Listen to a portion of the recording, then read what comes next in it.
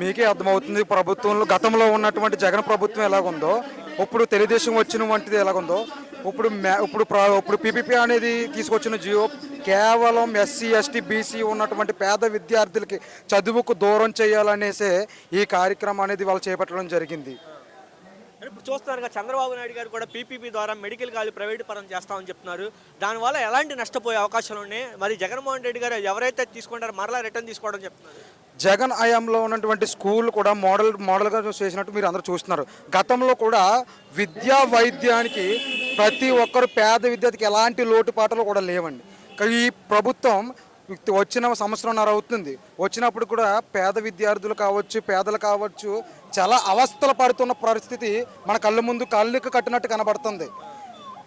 మీరు అర్థం చేసుకోండి, మనకి అందరికీ తెలుస్తుంది. కానీ ఇప్పుడు ఉన్నటువంటి ఈ మహాధర్నాకి చేయడానికి కారణం ఏంటంటే, ఇప్పుడు 30 ఏళ్ళ రాజకీయం అని చెప్తున్న చంద్రబాబు 30 ఏళ్ళ రాజకీయంలో నువ్వు ఒక్క మెడికల్ కాలేజ్ అన్నా నువ్వు కట్టావా అని నేను ఈరోజు ప్రశ్నిస్తూ ఉన్నాను.